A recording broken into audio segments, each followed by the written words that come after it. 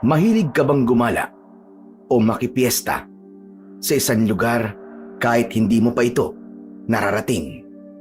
Paano kung ang lugar na pinuntahan mo ay mayroon palang kakaibang handa sa mismong araw ng kanilang pagdiriwang?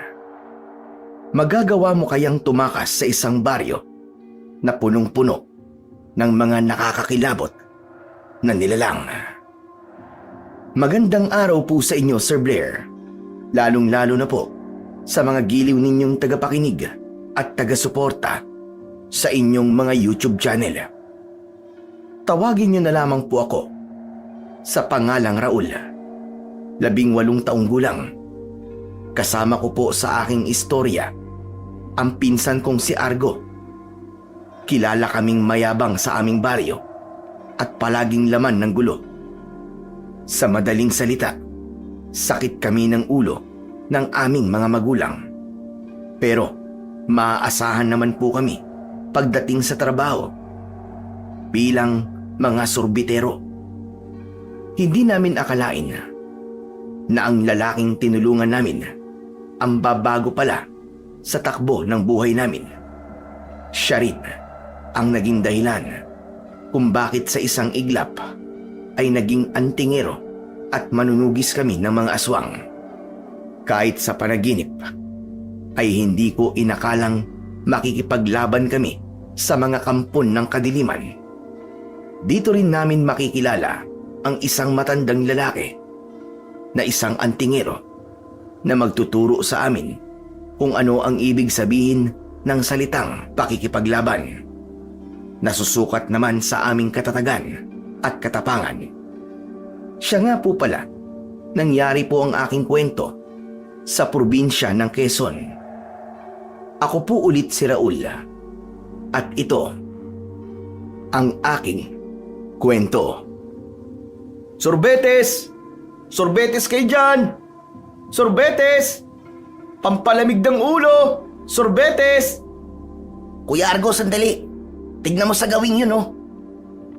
Saglit kaming tumigil sa pagtutulak ng kariton nang marinig namin ang boses ng isang lalaki habang nakikiusap ito sa pangkat ni Nabaldo at ng mga kaibigan niya. Huwag na huwag din niyong sisirain ang kariton ko. Nakikiusap ako sa inyo. Ano ba kasalanan ko at kinugulo niyo ako? Teka sandali, bitiwan mo ang braso ko, nasasaktan ako, aray!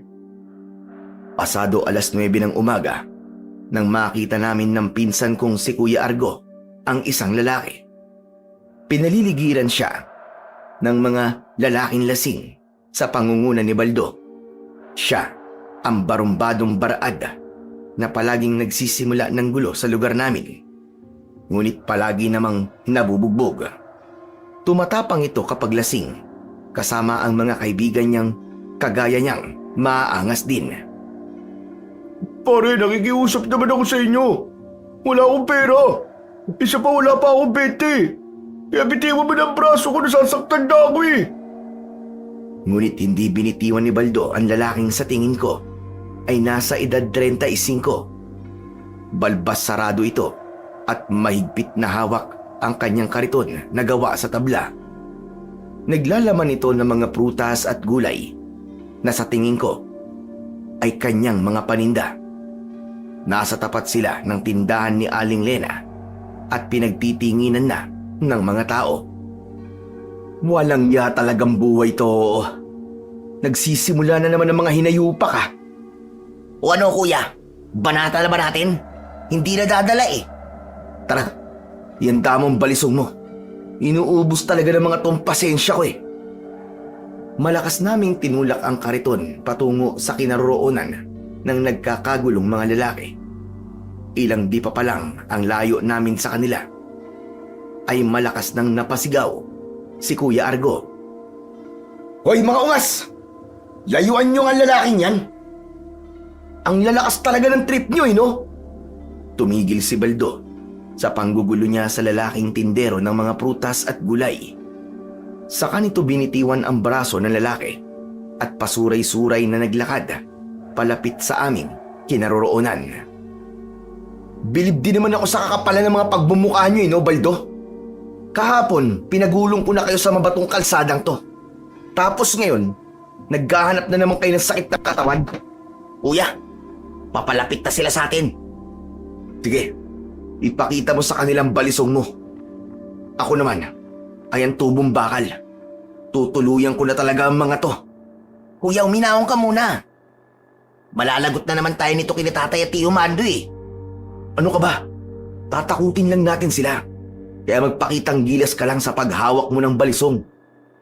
Nang makalapit kami sa kinaroroonan ng mga ito, ay napatingin ako sa gawi ng tindero ng mga prutas at gulay. Baka sa anyo nito ang labis na takot at itinulak nito ang kanyang kariton papunta sa tabi ng kalsada. Nang pinaikot ko ang balisong sa ere, napaatras ang pangkat ni Baldo. Si Kuya Argo naman, pinupukpok niya ng tubo ang kanyang sariling palad upang ipakita sa mga ito na handa siyang umatake anumang oras. Ako naman ang unang sumugod kay Baldo. Sinipa ko siya ng malakas sa muka, sabay saksak sa kanyang tiyan. Akala ni Baldo talagang sinaksak ko siya, kaya napabaluktot ito ng katawan habang hawak ang aking kamay. Nang makita nito na merong kaluban ang balisong ko, nanlaki ang kanyang mga mata at biglang namutla ang labi dahil sa takot. Hehe, ano? Nawala ang pagkalasing mo no? Nagulat ka ba? Akala mo, binutas ko na talaga ang tiyan mo. Dahil sa takot ay napaatras ito at kumaripas ng takbo papalayo sa akin. Habang si Kuya Argo naman ang humarap sa mga kaibigan ni Baldo. Pinagpapapalo niya ng tubo ang puwit ng mga kalaban nito. Napatalon sila dahil sa sakit habang sapo ang bahagi ng kanilang katawan na nasaktan. Sabay takbo rin papalayo sa amin. Nang mga sandaling yon ay pinaliligiran na kami ng mga tao. O ano? Takbo pala kayo eh! Wala talaga kayong laban sa amin! Hindi nyo kami kaya! Sigaw ni Kuya Argo habang nakatanaw sa mga lalaking tumakbo. Ang mga tao naman ay nagsimulang magbulungan, kaya ako naman ang nagsalita. Hoy kayo, tapos na ang palabas. Magsipag-uwi na kayo. Kaya aga-aga eh, nakikiusyoso kayo. Mga chismoso talaga kayo kahit kailan eh. Raul, tol, kumusta ka? Nasaktan ka ba? Hindi kuya, ayos lang ako. Mabuti naman kung ganun. Saka lang namin naalala ang lalaking tinulungan namin kanina. Nilapitan namin ito at kinumusta ang kalagayan. Pare, kumusta ka? Nasaktan ka ba? Hindi pare, pero mabuti na lang dumating kayo kagad. Maraming salamat sa pagkakaligtas niyo sa akin ha. Ako nga pala si Tirso. Inilahad nito ang kanyang kamay bilang pagpapakilala nito kay Kuya Argo. Tinanggap naman ito ng pinsan ko. Ako naman si Argo at ito ang pinsan ko na si Raul. Ikinagagalak ko kayong makilala. Argo, Raul. Ako rin, Kuya Tirso. Salamat sa inyong magpinsan ha. Walang ano man yun. Huwag ka mag-alala, Tirso. Hindi ka naguguloy ni Baldo kahit kailan. Sana nga. Nagulat talaga ako sa ginawa nila eh. Kung di kayo dumating kanina, baka kung ano na nangyari sa akin. Yun naman ang hindi ko papayagang mangyari. Ang may mapahamak sa lugar namin nang dahil kina Baldo at sa mga kaibigan niya. Alam mo sa lugar na to, di mo lang tinatanong. Ako ang batas dito. Kaya pinapangako ko sa'yo, hindi ka rito masasaktan. Kuya Tirso, tama ang sinabi ng Kuya Argo ko. Kasi dito sa lugar namin, kapag nalaman ng mga tao rito, nakasanggan dikit ka namin, aba, wala talagang gagalaw sa'yo kahit sino. Mabuti naman pala kung ganun. O paano, Tirso? Maiwan ka na namin dito ah. Sige, Argo. Kailangan ko na rin umuwi. Malayo na kasi ang baryong to sa lugar namin. Sa ibang araw na lang tayo magkwentuhan ha. Salamat uli. Kapag nagpunta ka ulit dito, hanapin mo lang ang bahay namin. Kilala kami rito ng mga tao, ipagtanong mo lang. Ituturo ka agad kami. Sige. Maraming salamat ulit. Hayaan nyo at babawi na lang ako sa inyo. kapag may pagkakataon. Huwag ka nang bumawi sa amin. Sapat nang natulungan ka namin. Di ba, Raul? Oo, Kuya Argo. Hindi nga tayo napagod sa pakikipagsuntukan kanina eh. Hehehe. Oo, tama ka. Kaya ayos lang kami, Tirso. Huwag ka na mag-isip ng pambawi sa amin. Hindi naman kami naghihintay ng anumang kapalit eh. Isa pa, hindi naman kami napagod kanina eh. Hindi nga kami pinagpawisan ni Raul eh. Oo, nakita ko rin. Ang galing nyo nga kanina. Ganyang mga kaibigan pa naman ang gusto ko. Kung gusto mo, Kuya Tirso, magkaibigan na tayong tatlo simula ngayon. Sige, gusto ko yan. Ang totoo wala talaga akong kaibigan. Kapag nagkataon, kayo ang una kong mga kaibigan. Ayos. O paano? Aming kaibigan. Maghiwalay na tayo ah. Kailangan pa namin magtinda ng ice cream eh. Sige, mag-iingat kayo. Alis na kami, Kuya Tirso. Mag-iingat ka rin. Pagkatapos naming magpaalam kay Kuya Tirso, ay agad kaming umalis sa lugar na yon. Ipinagpatuloy namin ang pagtitinda hanggang sa nakarating kami sa gitna ng baryo. Doon na tuluyang naubos ang aming paninda. Nang pauwi na kami ni Kuya Argo, ay bigla naming pinag-usapan ang tungkol sa nangyari kanina. Kuya Argo, ano sa tingin mo? Tama kayang nakipagkaibigan tayo sa taong ngayon lang natin nakilala? Bakit mo naman naitanong yan? Di ba ang bilin sa atin ni na Tatay at Tio Mando, huwag tayong makikipag-usap sa mga taong hindi natin masyadong kakilala? Ano ka ba naman, Raul? Hindi na tayo bata para dyan, no? Oo nga no, kung sa bagay. Sa tingin ko naman, mabait si Kuya Tirso eh. Ang alalahanin mo ay ang galit sa atin ng magkapatid na yon. Natitiyak kong makakarating na sa kanila ang ginawa nating kinabaldo at sa mga kasama niya. Hindi nga nagkamali si Kuya Argo dahil pagdating namin sa bahay, malakas na boses ng aking ama na si Tatay Nestor ang sumalubong sa amin sa pintuan. Kasama niya ang nakababata niyang kapatid na si Tio Mando. May suot na medalyong atardar ang dalawang magkapatid dahil ayon sa kanila ay dati silang manunugis ng mga aswang at hanggang ngayon ay kilala pa rin sila bilang mga antingero sa lugar namin sa baryo ng San Ildefonso. Hindi namin gusto na sumunod sa yapak nila kaya hanggang ngayon ay suot pa rin ng magkapatid ang kanilang medalyong atardar. Ang medalyong atardar ay isang uri ng agimat o anting-anting na ginagamit bilang proteksyon laban sa lahat ng masasamang nilalang na may hatid na panganib sa taong nagtataglay nito. May ukit na dasal o simbolo ang medalyon na kayang proteksyonan ang taong may suot nito laban sa lahat ng uri ng mga sandata kagaya ng baril at patalim. Argo, Raul. Ano na naman ba tong nabalitaan namin kanina, ha? Pwede po bang maupo muna kami bago niyo po kami sermonan? Argo, anak. Huwag kang sasagot-sagot ng ganyan sa Tio Nestor mo. Makinig kang mabuti sa sinasabi niya sa'yo. Nakikinig naman po kami, tay. Kaya lang ipagpahingayin niyo muna kami. Galing po kami sa trabaho eh. Pagod pa kami. Hoy Argo, hindi pwede sa akin na pangangatwiran mo ng ganyan sa harapan ko, ha? Baka samain ka sa akin. Pasensya na po kayo, Chong. Yan ba ang tinuturo mo? Sa pinsa mo si Raul, ha, Argo? Ang sumagot-sagot sa akin? Hindi po. Tay, wala naman po kasalanan si Kuya Argo eh. Isa ka pa, Raul, ha? Ang hilig mo sumali sa gulo. Tio Nestor, ipinagtanggol lang naman po namin yung isang lalaki kanina eh.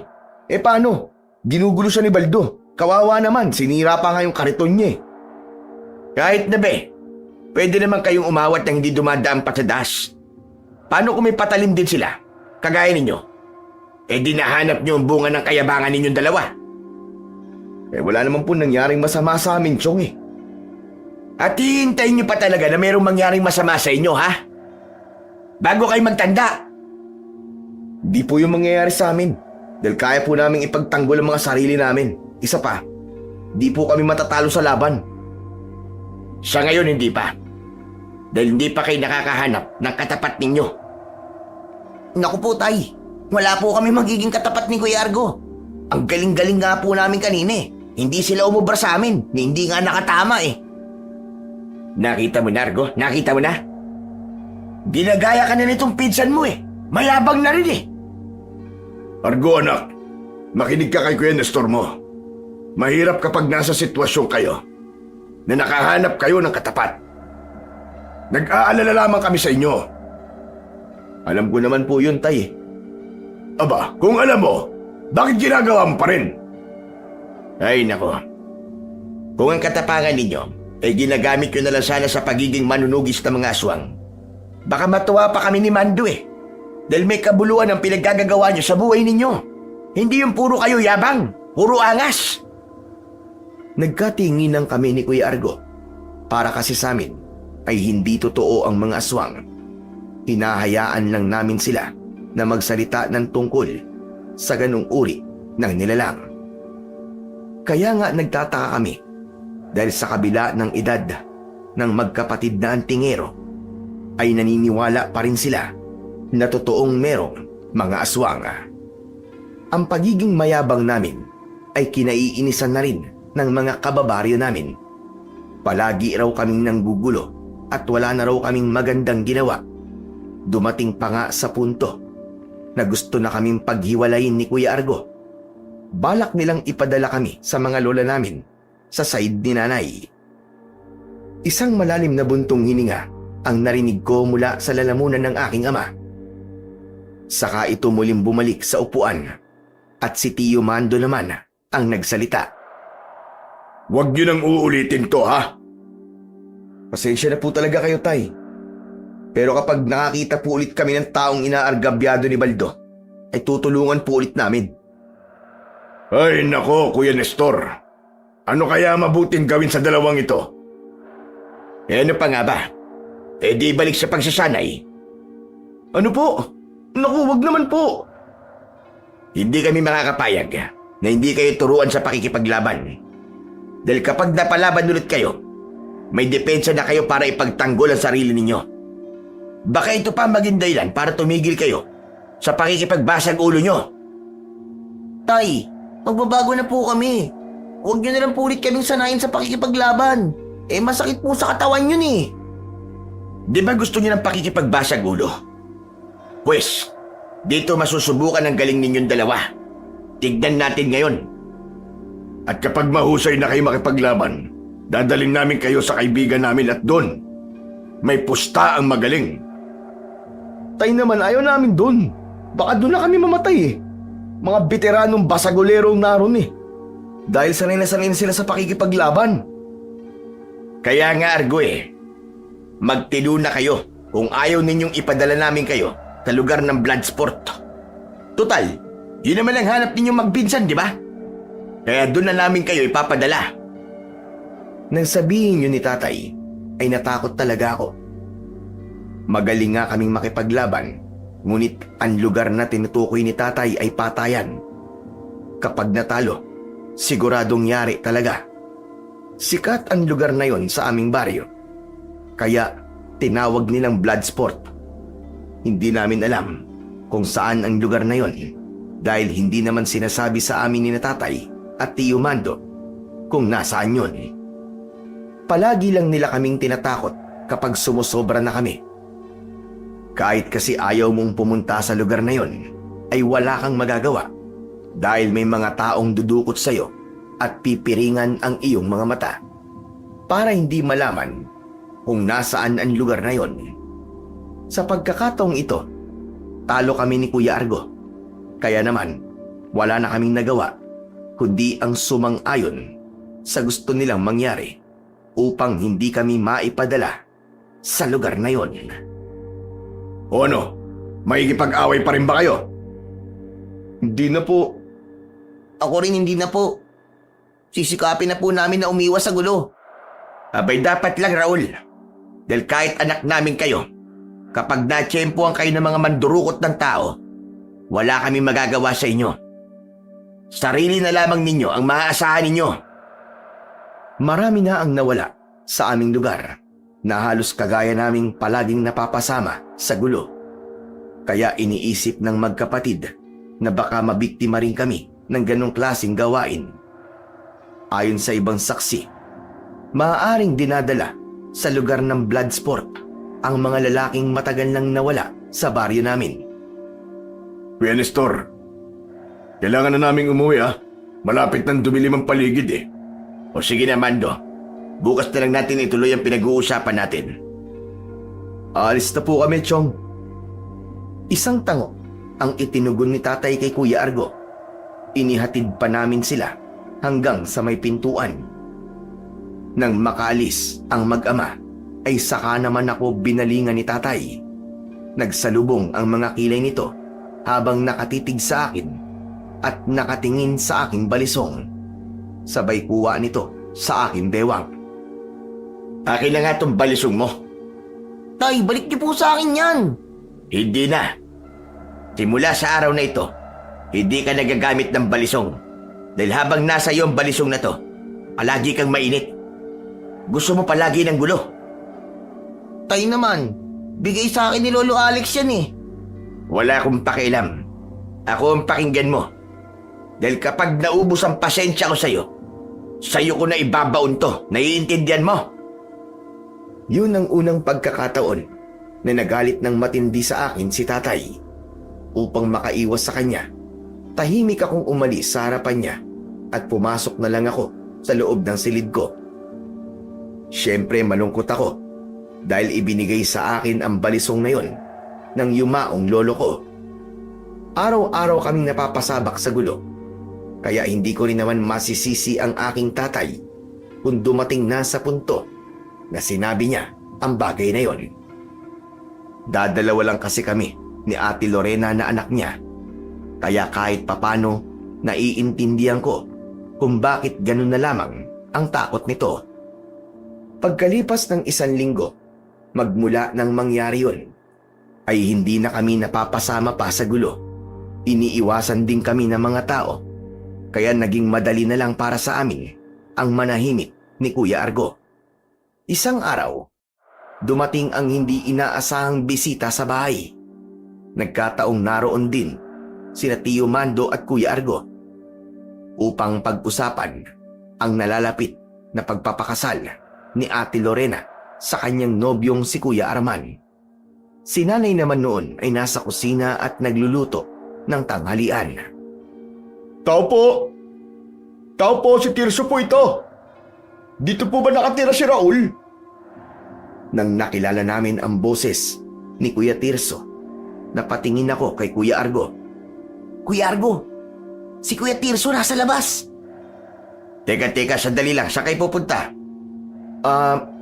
Pupuntahan lang po namin si Tirso, nasa labas po eh. Aba, sino ba Tirso yun?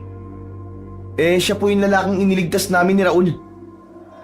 Tay, nangako po siya na babalik siya at pupuntahan niya kami sa bahay natin eh. Kung gano'n naman pala, sige. Puntahan nyo na siya at papasukin nyo rito sa loob. Opo, Tio Mando. Sabay kaming lumabas ng bahay ni Kuya Argo. Ganun na lang ang tuwa namin nang makita si Kuya Tirso. Nakangiti ito at maraming dalang prutas at pang-ulam. Nanlaki rin ang mga mata ko dahil sa tuwa. Nakita ko kasi na paborito ko yung ulam na dala ni Kuya Tirso, pusit at alimango. Pagkalapit ko sa kanya ay agad kong hinawakan ang mga dala niya. Kuya Tirso, ako na magdadala nito. Hoy Raul, umayos ka nga. Hayaan mo siya, Argo. Para sa inyo talaga ang mga yan eh. Talaga, Kuya Tirso? Nako, maraming salamat dito. Paborito ko mga to eh. Siya nga pala, Tirso. Napadalaw ka. Kasi gusto ko lang sana kayong imbitahan doon sa piyestahan sa baryo namin. Kuya, sumama tayo sa kanya. Piestahan yun, maraming pagkain doon. Oo na, ikaw talaga basta pagkain, napakasiba mo. Pumasok na muna tayo sa loob ng bahay. O paano, Tirso? Tara, para makilala ka rin ng mga magulang namin. Naku, hindi ba nakakahiya sa mga magulang nyo? Ano ka ba? Huwag ka lang mailang. Mababait ang mga yun. Nakita kong inakbayan ni Kuya Argo si Kuya Tirso. Papasok sa bahay namin. Nauna lang kasi ako sa kanila ng konti. Pagpasok ko sa loob, ay nagulat sina tatay at Tio Mando sa mga dala ko. Kasunod ko naman na pumasok sina Kuya Argo at Kuya Tirso. Pasok ka iyo. Maupo ka. Salamat po. Mukhang nag-abala ka pang pumunta rito sa amin Naku, hindi naman po. Argo anak, ikuha mo nga ng maiinom na kape ang bisita mo. Naku, ay wag na ho. Salamat na lang po. Kakatapos ko lang po kasi magkape bago ako nagpunta rito eh. Ano ba sadya mo sa dalawang ito, Tirso? Bala ko po sanang imbitahan sila sa baryo namin. Piyesta po kasi ron. 2 araw po mula ngayon. Saan ba ang baryo ninyo?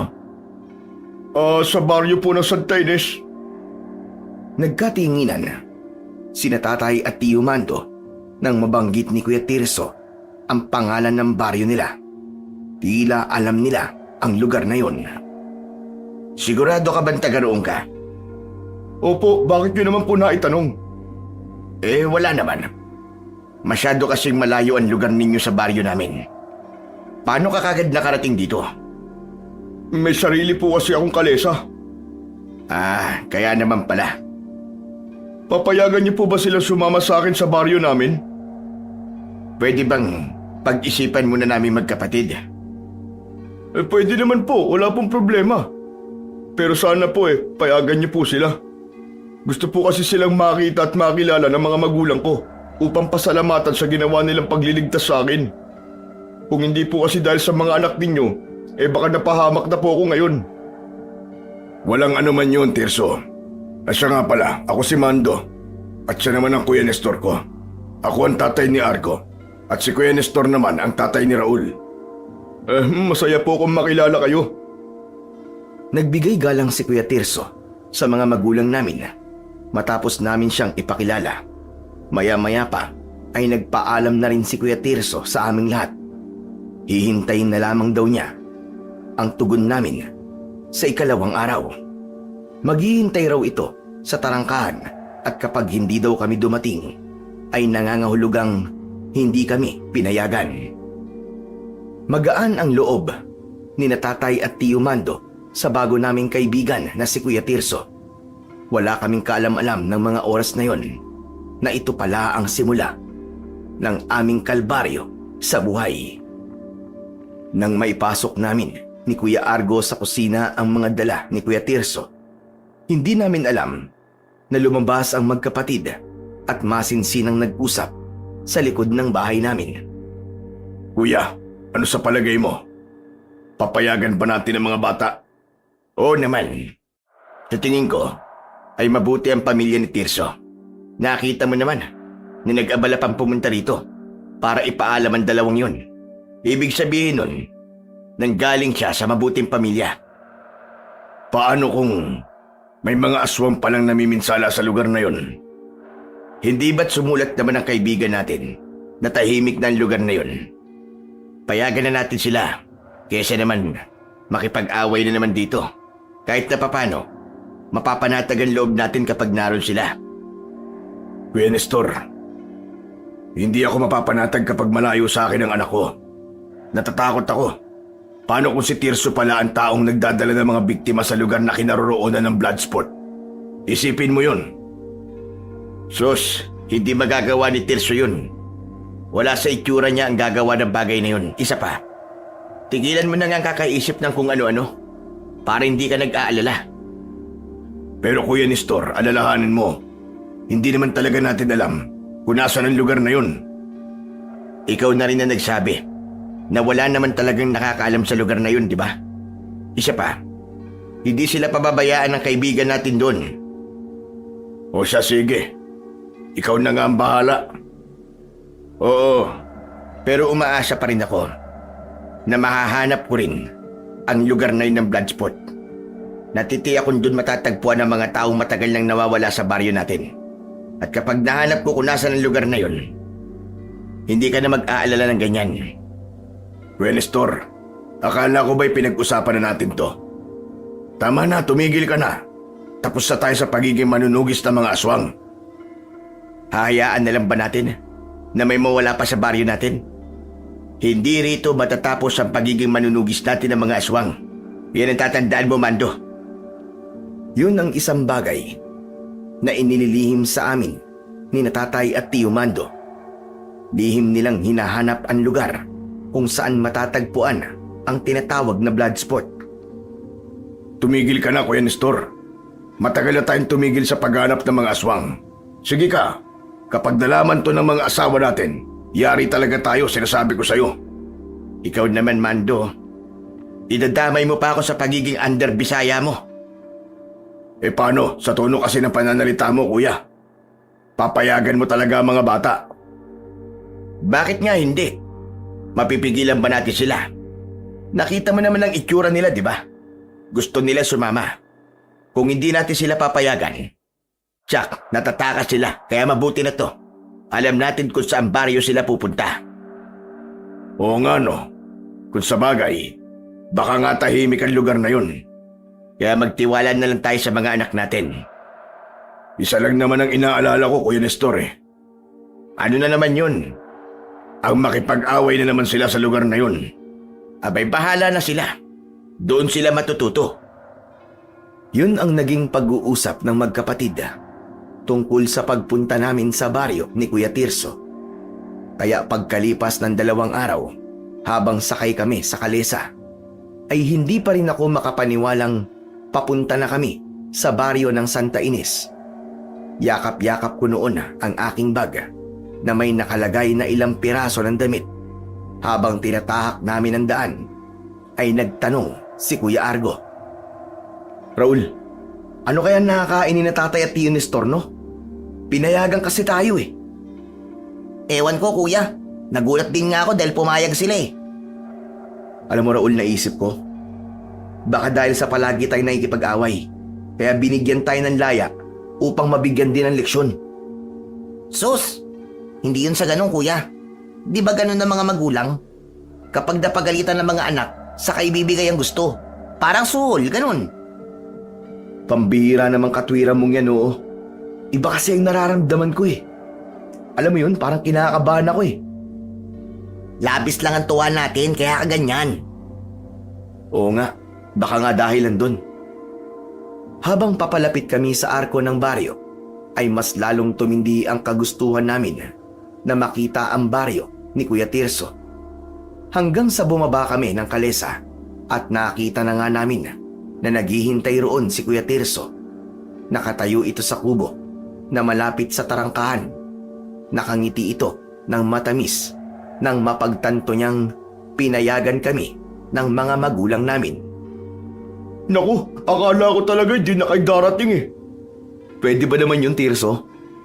Ang ayos-ayos ng pagpapaalam mo sa amin eh.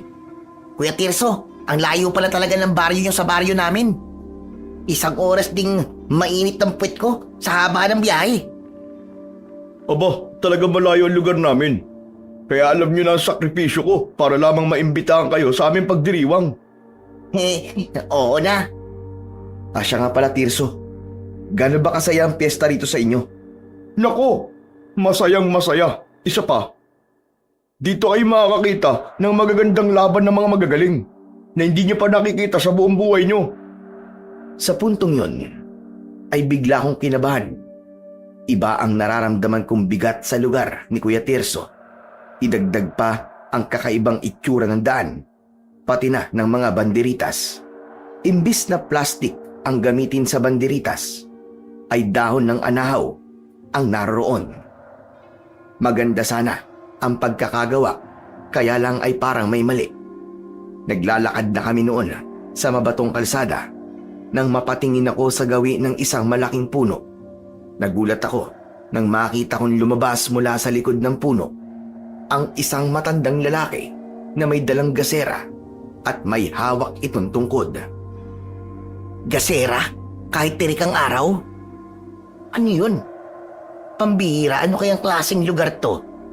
Kakaiba ang matandang ina. Nakakatakot ang kanyang itsura. Napatitig ako sa matandang lalaki na nakikipagtitigan din sa akin. Hindi siya napapansin ni na Kuya Argo at Kuya Tirso dahil abala sila sa pag-uusap, kaya naman tinawag ko sila. Kuya Argo, Kuya Tirso, sinong matandang yun? Ha? Saan? Ayun o, yung nakatayo sa tabi ng puno. Aba, oo nga, Tirso. Nakakatakot naman ang itsura ng matandang yun. Ang alin ba? Bakit wala ako nakikita? Ay naku, tara na nga. Huwag kayong magtututuro sa lugar na to. Baka mamaya may elementong hindi nakikita Sumunod pa sa atin. Halos hilahin kami ni Kuya Tirso palayo sa lugar na yon.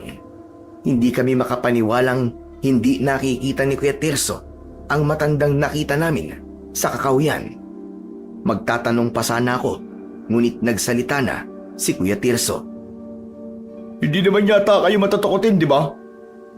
Hindi, Tirso, bakit? Dito kasi sa lugar namin ay marami ang naninirahan ng mga nilalang na hindi nakikita. Kabilang sa kanila ang mga engkanto at aswang. Nagkatinginan kami ni Kuya Argo.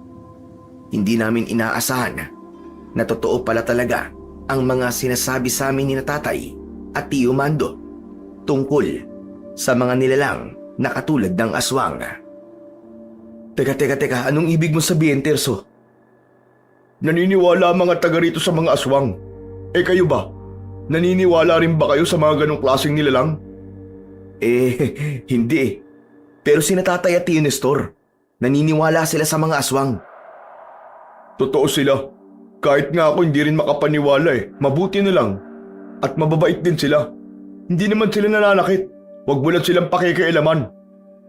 Kung ganun, Kuya Tirso, nakakita ka na ng totoong aswang? Oo naman. Pero mabilis lang dahil umalis kagad. Sa awa naman ng Diyos, wala pa namang nababalita ang ginagambala rito ng mga aswang. Kaya nga, hinilaw kayo kanina dahil baka aswang o kaya malignong nakita nyo. Sila ang mga nilalang na may kakayahang tagabulag. Ano ka mo? Ano yung tagabulag?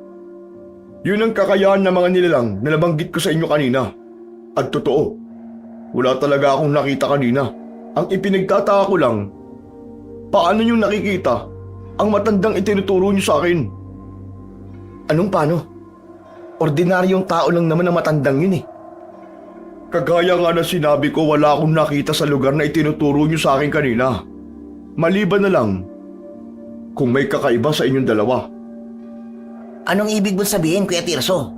Ang ibig ko sabihin, kung kayo ay nakakakita ng mga nilalang na hindi nakikita ng mga ordinaryong tao, nangangahulugan na may dugo kayong manunugis ng mga aswang o di kaya naman ay isang antingero o kaya ay albularyo.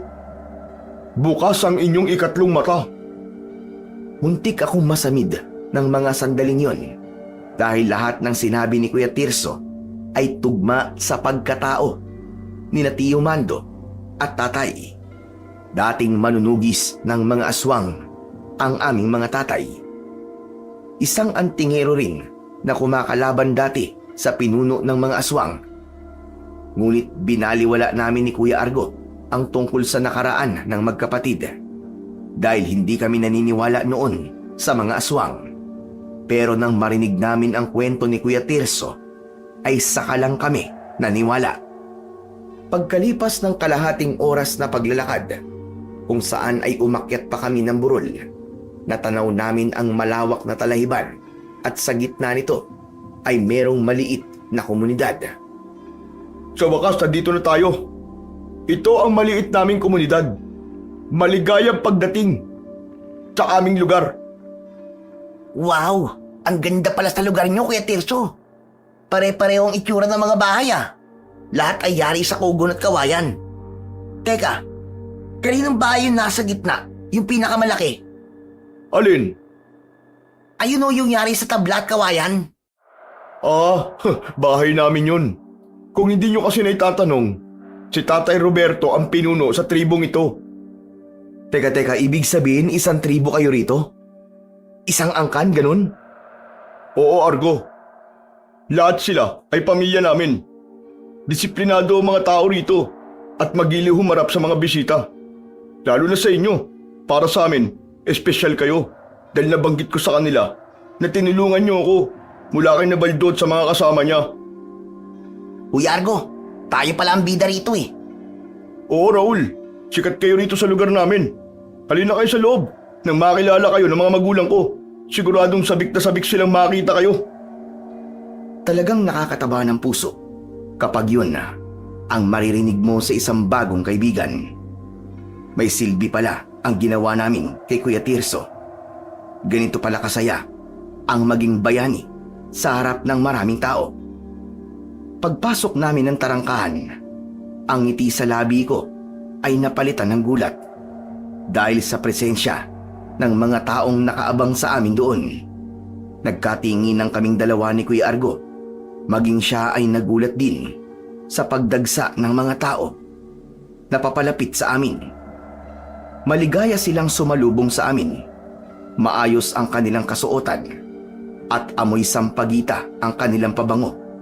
Malayo sa lugar na pinanggalingan namin at bukod pa dito ay tahimik ang paligid at maraming nakatanim na gulay sa bawat bakuran. Ang ibang natuwa sa aming pagdating ay humawak pa nga sa aming braso. Tuwang-tuwa sila na para bang ngayon lamang sila nakakita ng kagaya naming tao. Kaya naman, hindi ko na napigilan ng aking sarili at nagtanong na ako kay Kuya Tirso. Talaga bang ganito sa lugar niyo, Kuya Tirso? Oo, hayaan nyo na sila. Ganyan talaga silang sumalubong sa mga bisita namin eh. Ganyan sila magpakita ng pasasalamat sa inyo. Dahil sa narinig namin at ipinakita ng mga tao, para bang bigla kaming nahiyang gumawa ng masama sa lugar na yon. Parang ayaw na naming makipag-away dahil imposibleng may karahasan sa lugar ni Kuya Tirso. Lahat kasi sila ay nakangiti. Isa lang naman ang napansin ko sa katawan ng mga taong sumalubong sa amin. Lahat sila ay payat at maitim. Inilinga ko ang paningin ko sa paligid. Wala rin kaming nakikitang baboy o anumang karne na panghanda sa piyesta. Subalit, marami ang naglalakihang kawa at kaldero na kasya ang isang buong baka. Ayon kay Kuya Tirso, namana pa raw nila ang malalaking kawa na yun sa kanilang mga ninuno. Kuya Tirso, nasan po ang baboy na panghanda ninyo? Nako, dinadala lang dito para lutuin ang mga karne na panghanda. Lahat ng bahay sa ibaba ng burol, kanya-kanya sila ng dala ng pagkain. Ang galing pala ng piyestahan sa inyo, kakaiba. Sinabi mo pa. Dinadayo rin to ng mga taga-ibang lugar. Alam niyo ba kung bakit? Bakit, Kuya Tirso? Dahil sa masasayang palaro na ginaganap sa aming lugar. Maswerte kayo dahil kayo ang manonood ng palarong sinasabi ko. At sikreto muna para masaya ha. Mukhang masaya nga, Kuya Tirso ah. Teka, kailan ba gaganapin ang piyestahan? Sa kabilugan ng buwan, isasabay na kasi sa kasalang bayan eh. Yung libreng kasal ng mga mag-asawang hindi pa nagpapakasal bago sila magsama. Aba, ayos yun ah. Tsak na masaya nga. Panigurado maraming magagandang babae na manonood ng kasalan at palaro. Naku, sinabi mo pa Raul. Kaya hindi kayo magsisisi sa pagpunta nyo rito. Maya-maya pa ay nakarating kami sa tapat ng pintuan ng bahay ni Kuya Tirso. Pinagbuksan agad kami ng mga tao sa loob noon at bumungad sa amin ang lalaki na kasing edad ni tatay. Maayos rin ang pananamit nito at mukhang iginagalang siya ng mga tao. Oh, halina kayo. Pumasok na tayo sa loob. Sinalubong na pala tayo ni nanay at tatay eh. Siya nga pala. Siya ang aking ama, si Tatay Roberto. At siya naman ang aking ina, si Nanay Ising. Magandang araw po sa inyong mag-asawa. Tumangulang ang mag-asawa habang matamis silang nakangiti. Sinabi ng mga ito sa amin na maligaya raw sila dahil kami ay nakarating. Maraming salamat po sa pag-iimbita niyo sa amin sa piyestahan ninyo, Tatay Roberto. Nalaman namin na 2 araw palang gaganapin ang piyesta. Magsisimula yun mamayang gabi. 2 araw din nagaganapin ang kakaibang palaro. Kaya ibig sabihin nun, 2 araw rin kaming mananatili sa kanilang tribo. Pagkatapos naming maupo sa upuang gawa sa kawayan, ay nagsimula ng magsalita si Kuya Tirso. Malaya kayong gumala sa lugar namin, Argo, Raul. Pero huwag kayong lalayo ha. Baka maligaw kayo. Hindi nyo kabisado ang lugar namin.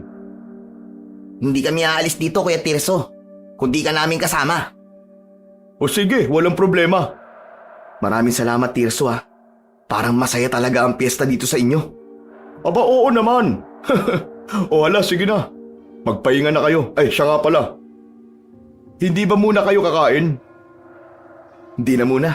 Bago kami malis sa bahay, kumain na kami. Magpapahinga na lang siguro kami. Ang layo kasi ng baryo nyo, parang napagod ako sa biyahe. Kung ganun, sasamahan ko muna kayo sa bahay na pansamantalan yung matutuluyan. Sukbit ang aming bag nang lumabas kami ng bahay ni Kuya Tirso. Nakita pa namin ang mga tao roon at masayang kumakaway sa amin. Lahat sila ay nakangiti at yumuyuko kapag napapadaan kami. Ngunit hindi nakaligtas sa paningin ko ang mga butas sa lupa sa paligid ng bakod. Kuya Tirso, napansin ko parang may mga balon sa paligid ng bakod. Kasya ang tao ah. Ang mga balon ba na to? Dito kasi namin binabahugan ang mga alaga naming musang. May mga musang sa loob ng bawat balon. Naniniwala kasi kami na swerte sa pamumuhay ang mga musang. Sa amin din naman eh, pero may sadya silang kulungan. Naku, bawal sa amin yun. Ang magkulong ng hayop. Hayaan nyo. At kapag babahugan namin sila, ay tatawagin namin kayo upang makita ninyo kung gaano sila karami. Matutuwa kayo dahil napakalambing nila sa tao at hindi rin sila nangangagat. Sige, Kuya Tirso. Hanggang sa tumigil kami sa tapat ng kubo na gawa sa kugon at kawayan. Maganda, maliit, kasya ang 2 tao. O paano? Maiwan ko na muna kayo rito para maitabi nyo na ang mga gamit ninyo at makapagpahinga na rin kayo. Sige Tirso, maraming salamat uli. Ingat ka, Kuya Tirso ah. Salamat. Isang matamis na ngiti ang itinugon ni Kuya Tirso sa aming dalawa ni Kuya Argo bago ito tuluyang umalis. Pagpasok namin sa bahay ay bumungad sa amin ang maaliwalas na loob ng kubo. 2 pinto, bintana at 2 katre rin ang naroon sa iisang kwarto. Talagang pinaghandaan kami ni Kuya Tirso. Kuya Argo, 2 rin pala ang kabinet na gawa sa kawayan oh. Ang ganda naman ng kubon to. Oo nga Raul, iba to sa mga napunta nating lugar. Binuksan namin ang aming bag. At pagkatapos nun, itinabi namin ang aming mga dalang damit sa kabinet. Ngunit sabay kaming napakunot ng noo nang makita namin ang isang pamilyar na sandata sa ilalim ng bag namin. Ganon din ang sandatang dala ni Kuya Argo. Nalaman kasi namin na pinabaunan kami ng armas ng aming ama. Hala, ipinadala sa akin ni tatay ang balisong ko. Sa akin naman, ang nakil ko o liabe. Ang nakil o liabe ay isang uri ng sandata na isinusuot sa kamay upang gamiting panuntok sa kalaban. Dahil hindi namin inaasahan na pababaunan kami ng ganitong klaseng sandata, ay natuwa naman kami ni Kuya Argo. Liabe to ni tatay nung manunugis pa siya ng mga aswang. Minsan niya nang ibinigay ito sa akin, pero binawi nang madalas tayong napapasama sa gulo. Ako naman, kababawi lang ito sa akin noong nakaraang araw. Hindi ko naman inaasahang ibabalik sa akin to ni tatay. Mabuti na rin na nangyari to. Nakalimutan ko talagang magdala ng sandata eh. Hindi tayo pakaba-kaba dahil meron tayong armas, di ba? Kaya lang nakakaya kay Kuya Tirso. Baka mamaya pag nakita niya to sabihin niya wala pa tayong tiwala sa lugar nila. Problema ba yun? Di tago nating mabuti. Baka mamaya kasi makita niya rito yan pag naiwan natin dito. Isipin pa niya, pinaghahandaan natin sila. Tama lang ang naisip mo, Kuya. Para kapag hinihingi ng pagkakataon, di meron tayong panabla, di ba? Nang magkasundo kami, ay sabay naming isinilid yun sa aming bulsa. Dala naman ng labis na pagod, ay agad kaming nakatulog. Hindi namin namalayan ang oras at dumilim na ang paligid ng aming bahay. Nagising lang kami sa pagbukas ng panara ng aming bintana sa aming kwarto. Lumundag mula roon ang isang matandang lalaki na merong dalang gasera. Napansin ko na ilaw pala ng alitap-tap ang laman ng gasera. Nagulat din kami sa tungkod ng matanda na agad na ipinangharang sa aming bibig ni Kuya Argo. Sabay senyas ng matanda na wag daw kaming maingay. Hindi kami maaaring magkamali. Siya ang matandang lalaki na nakita namin sa kakahuyan, na sinasabi ni Tirso na wag naming lalapitan at papansinin. Ngunit si Kuya Argo, kinausap niya ang matandang lalaki na naupo sa tabi ko. Teka, sino ho kayo? Anong kailangan niyo sa amin? Bakit ho kayo nandito sa loob ng silid namin? Ako si Lolo Ernig. Hindi kayo dapat nandito. Bibigyan ko lamang kayo ng babala. Kailangan ko kagad makaalis sa lugar na ito. Ano pong babala ang sinasabi nyo? Huwag na huwag kayong kakain ng pagkain ihahain nila. O kahit uminom ng tubig nila. Naiintindihan nyo ba? Ho? Bakit ho? Huwag ka ng maraming tanong. Basta makinig kayong mabuti at tandaan ninyo ang mga sinabi ko. Huwag na huwag kayong tatanggap ng pagkain at tubig mula sa mga taong ganito. Maging alerto kayo sa paligid. Mag-iingat kayo. Saka ako na lamang ipapaliwanag sa inyo ang lahat sa susunod nating pagkikita. Tandaan ninyo mga sinabi ko. Isa pa, walang dapat makaalam na kinausap ko kayo. Teka, sandali lang po, Lolo Erning. Hindi po namin naiintindihan ang ibig nyo sabihin eh. Nagmamadali po kayo eh. Dahil 20 minuto na lang ang bisa ng aking dignum sa loob ng gaserang ito. Kapag lumampas ako sa nakatakdang oras, mararamdaman nila ang aking presensya at makikita nila ako dito. Teka, sino po sila? Ipaliwanag niyo po ng maayos. Sige na, wala ng oras. Dahil ang gaserang dala ko ay may sa tagabulag. Ito ang dahilan kung bakit hindi ako nakikita ng mga aswang. Kaya makinig kayo mabuti at magtiwala lamang sa sasabihin ko. Wala nang maraming tanong. Hala, kailangan ko nang umalis. Marami pa sana akong itatanong ng mga sandaling yun. Subalit, mabilis na nakatalon uli ang matanda mula sa bintana.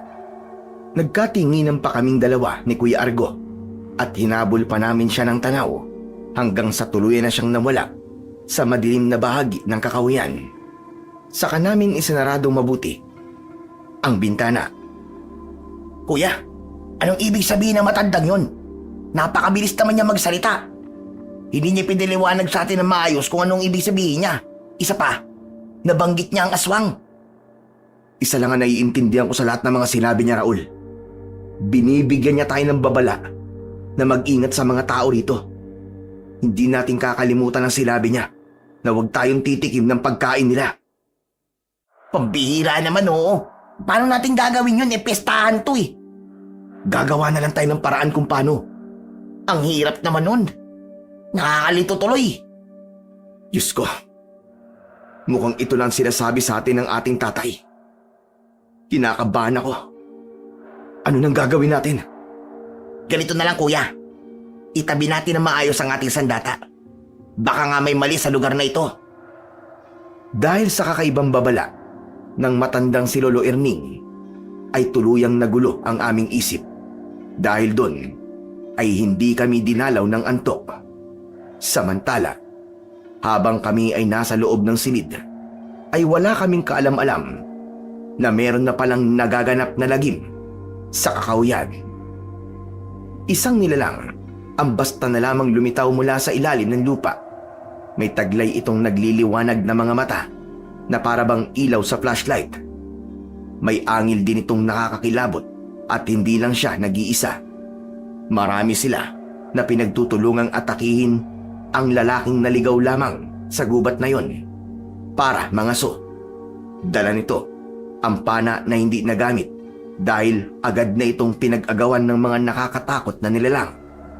Habang abala ang mga ito sa paglantak sa katawan ng kaawa-awang biktima, nakatayo si Lolo Erning. Ilang di pa lang ang layo nito sa mga aswang. Mahigpit nitong hawak ang tungkod at gasera na naging dahilan upang walang makapansin sa kanya. Itinaas ng isa sa mga aswang ang kanyang kuko na merong matutulis na dulo na parabang gunting. Isinaksak niya ito sa tiyan ng kanyang biktima at pinunit na para bang papel. Pinagsaluhan nilang lahat ang laman loob ng lalaki na tuluyang binawian ng buhay. Hindi maaari. Nagsisimula na silang magasik ng lagim.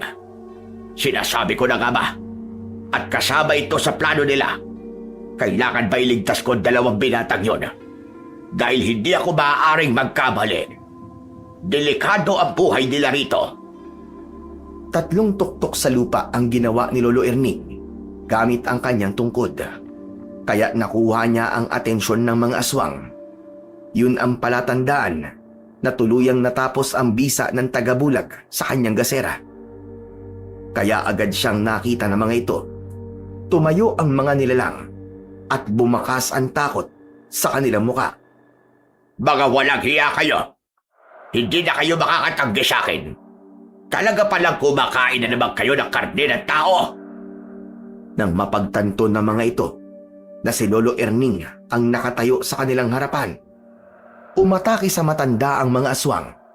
Ang iba naman ay dumaan sa ilalim ng lupa para labanan si Lolo Erning. Nagagawa nilang magukay ng mabilis sa lupa gamit ang kanilang matutulis na mga kuko. Balak sana nilang itago sa matanda ang kanilang ginagawa, subalit nabisto sila nito. Hindi namin alam ng mga oras na yon na ang matandang nakausap namin ay isa palang malupit na manunugis ng mga aswang. Siya rin ang pinakamataas na uri ng antingero na merong kakayahang magbigay ng anting-anting sa iba. Agad na pinalo ng matandang antingero at manunugis ng aswang na si Lolo Erning ang unang aswang na lumitaw sa lupa para atakihin siya. Gamit ang tungkod ay tumama iyon sa liig ng aswang. Bumagsak ito sa lupa habang nagkikikisay ang katawan hanggang sa masunog ito na para bang papel. Natangay naman ng hangin ang abo nito. Ang matandang lalaki naman na si Lolo Erning ay nagtataglay ng dignum bato. Ayon sa paniniwala ng kagaya niyang mga antingero, ang dignum bato ay nagtataglay ng lakas at tagabulag sa kalaban. Hindi rin tatablan ng patalim o bala ng baril ang taong nagtataglay nito. Ito ang dahilan kung bakit may kakayahan ang matanda na makapagkubli sa maliwanag na paningin ng mga aswang. Kadalasan, ang dignum bato ni Lolo Erning ay inilalagay niya sa loob mismo ng kanyang gasera upang magamit niya rin itong sandata laban sa mga aswang. Hindi ko napapayagang mabuhay pa kayo. Dahil uulitin nyo lang ang ginawa nyo at hindi magtatagal ay gagayahin na rin kayo ng mga anak ninyo. Akala nyo ba ay hindi ko malalaman ang plano ninyo? Kaya kayo nagdala ng 2 dayo rito. Ngunit nagkamali kayo ng bibiktimahin. Hindi sila mga ordinaryong tao. Agad na inatake ni Lolo Erning ang mga aswang. Para lang nang hahampas ng katawan ng saging ang matanda dahil nagawa niyang pabagsakin ang lahat ng mga kalaban na umatake sa kanya hanggang sa masunog ang katawan ng mga ito. Nang maubos niya ang mga aswang, ay tuluyan na siyang umalis sa lugar na yon at naglakad na para bang walang nangyari. Hanggang kami ni Kuya Argo ng mga oras na yon ay mahimbing nang natutulog dahil sa wakas ay dinalaw na rin kami ng antok. Wala kaming kaalam-alam na merong isang pares ng mga mata ang nakatingin sa amin mula sa nakabukas na bintana. Nakangisi ang nilalang habang tumutulo ang malapot nitong laway na para bang natatakam sa aming katawan. Kasunod nun, ang mahinang yabag ng mga paa papalayo sa aming kubo. Pagkagising namin ay bahagya pa kaming nagulat nang magisnan namin si Kuya Tirso. Nakaupo siya sa tabi ng aking katre. Nakangiti siya na para bang matagal na siyang naroroon at pinagmamasdan lang ang mukha namin habang natutulog. Kaya naman, agad kaming napabalikwas ng bangon si Kuya Argo. Ang agad na nagtanong kay Kuya Tirso. O Tirso, kanina ka pa ba dyan? Nakakagulat ka. Pasensya na. Oo, kanina pa ako dito. Hindi ko muna kayo ginising dahil nahihiya ako sa inyo eh. Ang sarap-sarap kasi ng tulog nyo eh. Pambira, ang lakas nyo palang humilik ha. Ikaw pa talaga ang nahiya sa amin Sana ginising mo kami. Nakakaya tuloy sa'yo. Ano nga pala sadya mo? Ipinapasabi ni Tatay Roberto na sa bahay na raw kayo kumain ng almusal. Nagpaluto siya ng pusit at alimango. Tikman nyo rin ang sariwang gulay na sitaw. Tila kumalam ang sikmura ko sa sinabing yun ni Kuya Tirso. Lahat kasi ng binanggit niya ay talaga namang paborito ko. Pero bigla akong kinabahan nang maalala ang bilin ng matandang si Lolo Erning. Kaya naman, nag-alala akong napasulyap sa gawi ni Kuya Argo nang bumakas rin ang pag-aalala sa mukha nito. Hindi namin napag-isipan ang plano kung paano namin maiiwasan ang pagtikim sa pagkain ng pamilya ni Kuya Tirso. Pwede bang dito na lang kami kumain? Nakakahiya kasi sa inyo eh. Ano ba nakakahiya? Mga bisita ko kayo rito, di ba? Hala, sige na, bumangon na kayo at igagala ko kayo sa labas ng tribo namin. Maliligo tayo dun sa may talon. Kung siguro hindi namin nakilala si Lolo Erning, ay matutuwa kami sa sinabing yun ni Kuya Tirso. Kaya lang, ang tuwa ay napalitan ng pinagsamang takot at pag-aalala. Parang nawala ang kayabangan namin ng mga sandaling yun. Maya-maya pa ay tumayo na si Kuya Tirso. Mauna na ako sa inyo ha. Hihintayin ko na lang kayo sa labas. O sige na, magpalit na kayo ng damit at aalis na tayo. Nahabol na namin ng tingin si Kuya Tirso nang lumabas ito sa aming silid. Saka ako nagmadaling lumapit sa katre ni Kuya Argo. Kuya Argo, anong gagawin natin? Tsak na hindi tayo makakaiwas sa pagkain nila. Sandali, nag-iisip ako eh. Huwag ka muna maingay. Pero kuya, naghihintay sa atin sa labas si Kuya Tirso. Tsak na magtataka siya kung matatagalan tayo. Ano na? Umiisip ka na ng plano. Sandali nga lang. Mas lalo ako natataranta sa yung ingay-ingay mo eh. Baka naman hindi totoo yung sinasabi na matandang yun. Baka naman tinatakot niya lang tayo. Ewan ko kuya. Pero mabuti na rin yung sumusunod tayo para walang maging problema. Mahirap magsisi sa uli aba. Mukha kasing kakaiba talaga ang lugar na to eh. Oo nga eh. Pero tumahimik ka muna. Mag-iisip lang ako. Argo, Raul! Matagal pa ba kayo? Mas lalo kaming nataranta ng mga sandaling yun. Dahil panay ang tawag ni Kuya Tirso mula sa labas. Kaya naman, wala na kaming nagawa kundi ang magpalit ng damit. Hindi na kami nakapag-isip ng plano dahil nagulat kami nang biglang bumalik si Kuya Tirso at nagmamadali na ito. Tara na, ang tagal nyo naman. Masamang pinaghihintay ang Gracia. O na, sige. Bibilisan na namin. Pasensya ka na. O sige na, lalabas na ulit ako. Bilisan nyo na ha.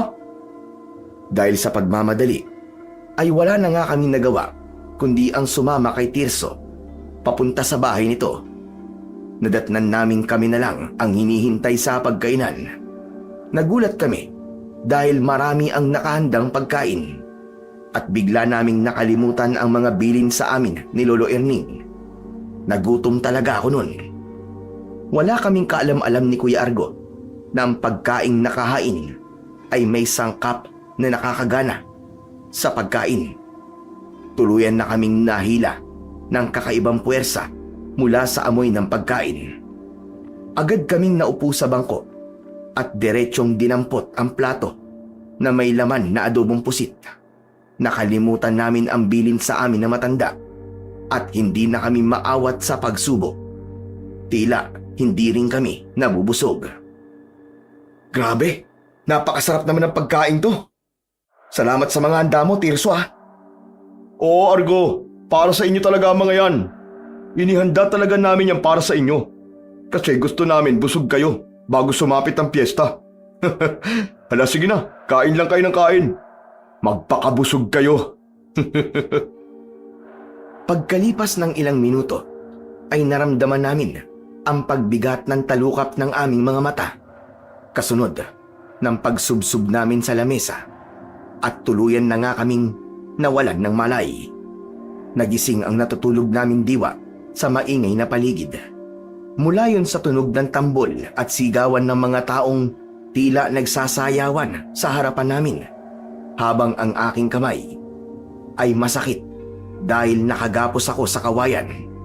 Pagmulat ko ng mga mata ay tumambad sa aking paningin ang malawak na ring na gawa sa kawayan.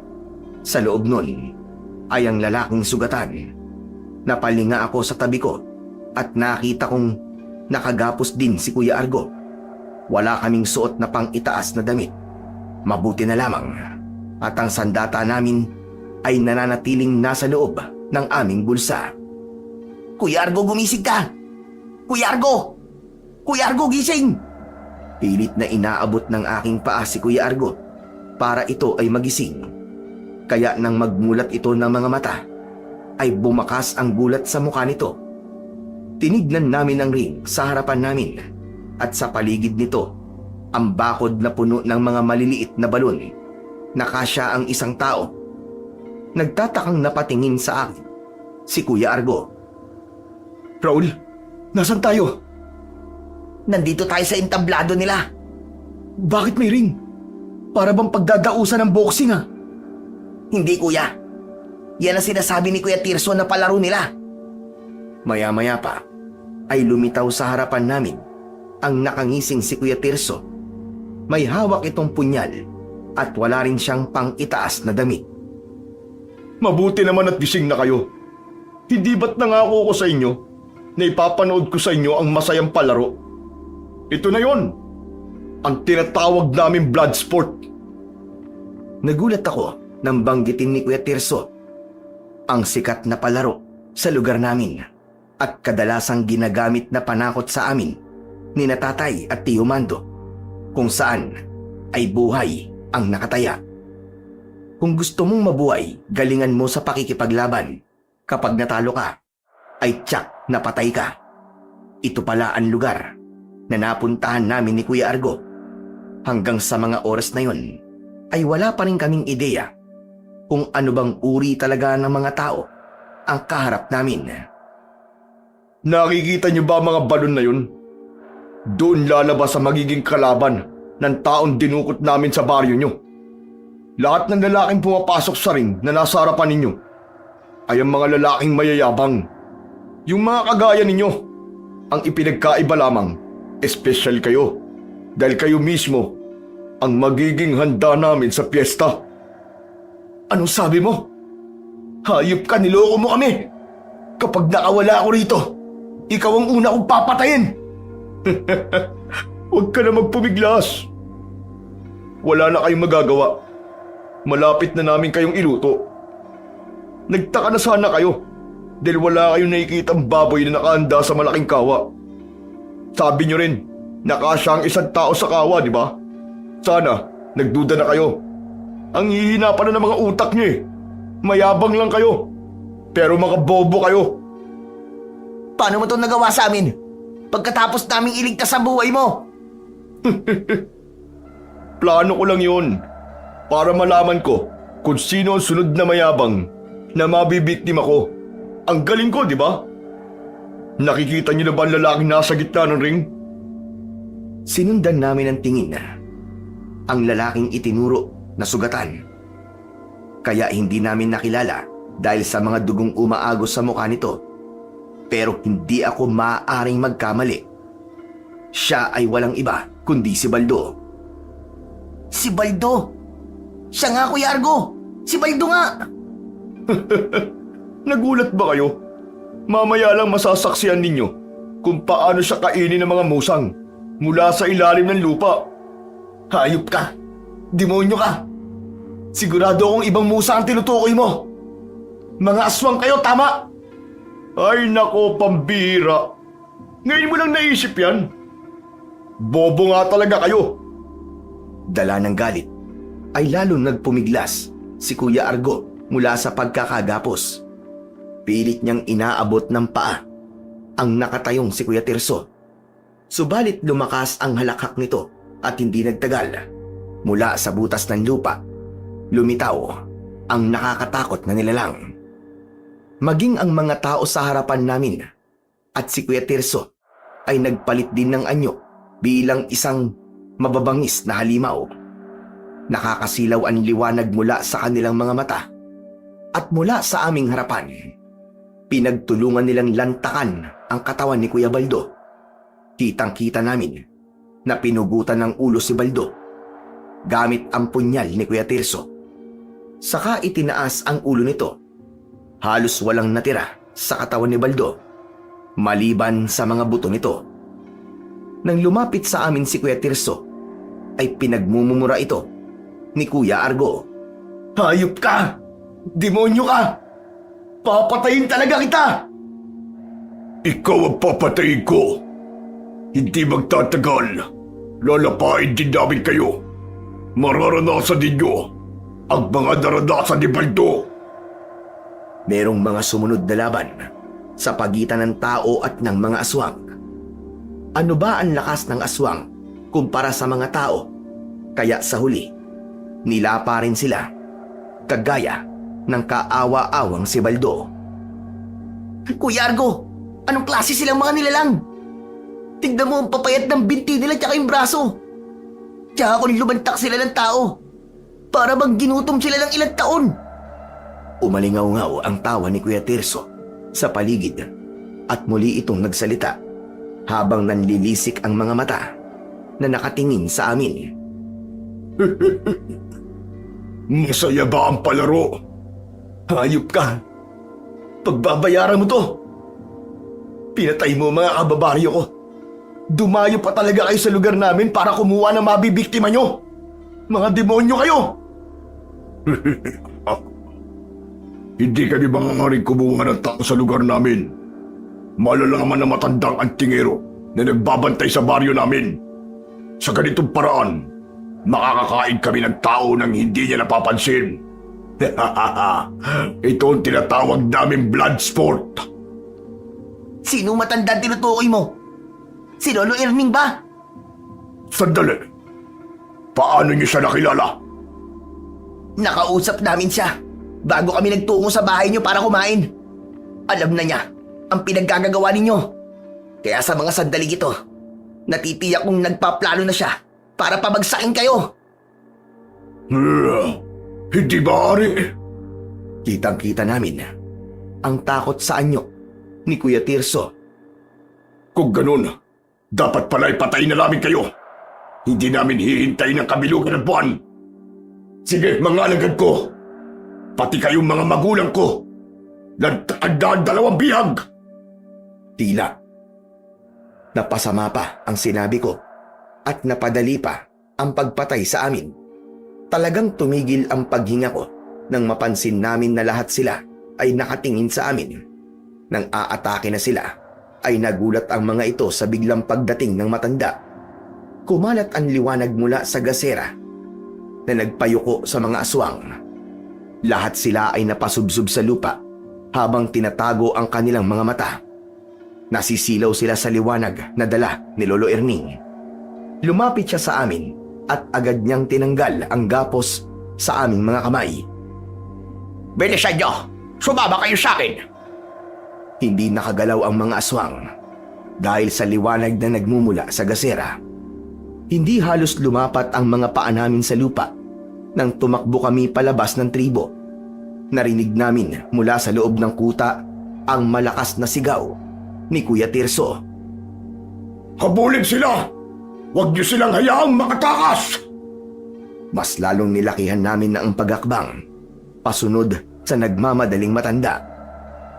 Sa lupa at paligid ng tingin, may kakayang duman sa ilalim ng lupa ang mga aswang na sagwin. Ganun nga ang ginawa namin. Hanggang sa makarating kami sa kuweba at agad na isinara ng matanda ang bukana ng yungib. Saka ko lang napansin na ang pintuan ng kuweba ay gawa sa dahon ng anahaw. Nalaman ko na ang banderitas na gawa sa dahon ng anahaw ay kagagawan pala ni Lolo Erning. Pangontra din pala ito laban sa mga aswang. Ano bang nangyari sa inyo? Bakit hindi kayo nakinig sa akin? Paano nalaman ko na huli ako ng dating? Hindi po namin alam na mangyayari ito. Patawarin niyo po kami kung pinagdudahan po namin kayo. Inisip namin na niloloko niyo lang po kami, Lolo Erning eh. Pero nang makita na namin ang mga pagkain, Bigla kami nagutom. Natakam po kami at hindi na nakaiwas. Kung ganon, ginamitan nila kayo ng gayumang pampagana sa pagkain. Wala talagang makakaiwas doon kahit sino. Mabuti na lang at walang nangyari sa inyong masama. Teka, sandali. Nararamdaman ko na may mga sandata kayo sa bulsa nyo. Patingin nga ako. Agad kong dinukot sa aking bulsa ang aking balisong. Ganon din si Kuya Argo. Nagtataka man ay iniabot pa rin namin ang aming mga armas sa matanda. Nang lumapat ang mga ito sa kanyang kamay, ay bumakas sa mukha nito ang bahagyang pagkagulat. Nagpalipat-lipat ang tingin niya sa mukha namin. Hindi namin naintindihan kung bakit ganun ang reaksyon ni Lolo Erning. Para bang nakilala niya ang mga sandata namin. Magtatanong pa sana ako sa matanda. Subalit, naunang nagtanong si Kuya Argo. Lolo Erning, ano po bang klaseng nilalang ang umatake sa amin kanina? Sila ang mga aswang na sagwin. Isang uri ng mga nilalang na merong nakakasilaw na mga mata. Sinasabing ang silaw ng kanilang mga mata ay parang sa flashlight. Karaniwan sila nagpapakita kapag may liwanag na nagmumula sa itaas tulad ng buwan. Dahil naman sa kanilang matutulis na mga kuko, kaya nilang bumutas ng lupa at biglang sumulpot mula sa ilalim upang umatake sa kanilang mapipiling biktima. Gaano po sila karami, Lolo Erning? Konti na lang ang kanila dahil lahat ng lumalabas sa kanilang tribo ay pinapatay ko. Lalo na ang mga sagwin na naabutan kong pumapatay ng tao. Kung pinapatay niyo po ang mga aswang na sagwin, bakit hindi po sila natatakot na lumabas sa kanilang tribo? Nakakapambiktima pa rin po sila ng mga tao. Ang masaklap pa, nakarating pa sila sa baryo namin para kumuha ng mga biktima nila. Dahil nagkaroon kami ng kasunduan ng pinuno nila na si Roberto. Naniwala akong hayop lang ang kinakain nila at hindi tao. Kagabi ko lang din natuklasan na matagal na pa na silang lumalabas sa baryo para kumuha ng mga tao sa iba't ibang lugar at gawing pagkain nila sa ilalim ng bilog na buwan. Nang maalala ko kayo, ay wala na akong ilaksayang oras at iniligtas ko kayo kagad. Muntik pa ka akong mahuli ng dating. Maraming salamat po. Dahil di niyo po kami pinabayaan. Sapagkat meron akong pinangakuan na 2 tao na kahit na anong mangyari, ay wala nang mamamatay na tao sa lugar na ito. Ngunit nabigo ako. Pero ngayon, nakasama ko na kayo. Makakahinga na ako ng maluwag. Siya nga pala, tanggapin nyo ang 2 agimat na to. Ibabalik ko na rin itong mga sandata ninyo. Nang lumapat sa kamay ko ang balisong at ang kulay pulang bato na palawit sa kwintas, nagtanong ako sa matanda. Teka, ano po ang tawag dito sa kulay pulang bato? Yan ang butya ng Unyago. Mamagsik pagdating sa labanan. Gamit ang balisong, madali mong mapapatay ang mga sagwin. Ano naman po ang kakayahan nito? Ang kakayahan yan ay babago ang kulay ng iyong balat, kagaya sa kakayahan ng mga Unyago. Ibig po sabihin kapag dumikit ako sa puno, yun din po magiging kulay ng balat ko, ganun ho ba? Tama ka. Kaya magagamit mo yan laban sa mga aswang. Ito naman pong kwintas ko, ano pong tawag dito? Ang tawag naman dyan ay batong kidlat. Ano naman pong kakayahan nito? Gamit ang liyabi mo, ay kaya mong durugin ang mga buto ng mga sagwin. Kapag nasa ilalim naman sila ng lupa, suntukin mo lang ang lupa ng malakas at mapipilitan silang lumabas mula roon. Manghihina sila at madali mo na silang mapapatay. Salamat po dito sa agimat. Umanda talaga sa akin ang mga aswang na yun. Lalong-lalo na ang tirso na yun. Ngayon may agimat na po kami laban sa mga aswang na sagwin. Haharapin po namin sila ng walang takot. Wala nang oras para magsanay dahil natitiyak kong may kakayahan kayo makipaglaban dahil sa mga sandatang nasa inyo. Hindi namin alam kung paano nalaman ng matanda ang tungkol sa aming kakayahan. Pagkatapos naming magpakilala sa kanya, ay pinainom niya kami ng kape na makakatanggal sa gayumang pumasok sa aming katawan. Binigyan ni Lolo Erning ng damit si Kuya Argo Ako lang ang hindi. Upang madali ko raw magamit ang aking mutya ng unyango. Sa kabilang baryo naman, sa kinaroroonan ng bahay namin ni Kuya Argo, nag-uusap ang magkapatid na sina Tatay Nestor at Tio Mando.